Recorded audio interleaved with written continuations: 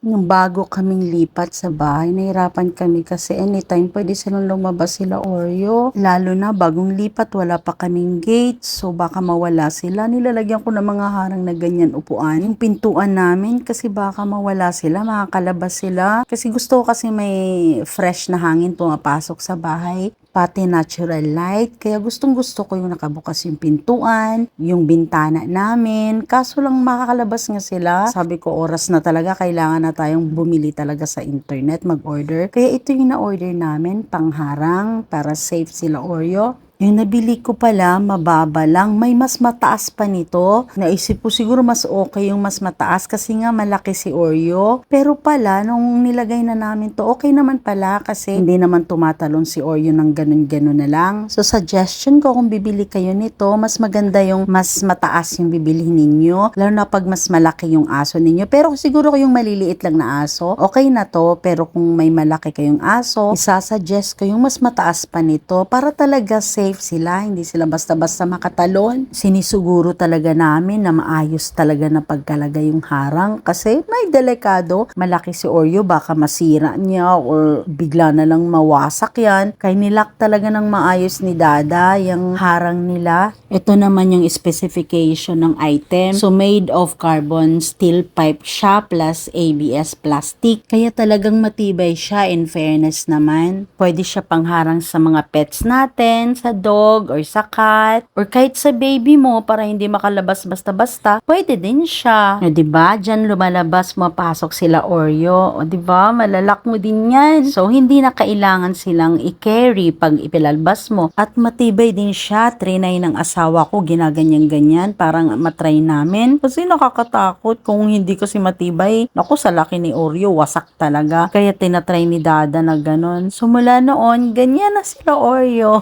Hindi na sila makakalabas. So, safe na sila. Hindi na din ako natatakot kahit aakyat ako sa second floor. Hindi ko sila nababantayan. Okay lang. Kasi alam ko, hindi sila basta-basta makalabas. Sure ako na safe sila kahit nasa taas ako. Kaya, okay nang saya-saya. Super excited pa naman sila pag may darating. Katulad niyan, darating yung anak ko. Ayan, tumatalon-talon sila. Pinapatungan nila yung harang. Pero so far, okay naman. Kaya kung gusto nyo din ito, click nyo lang nasa yellow basket.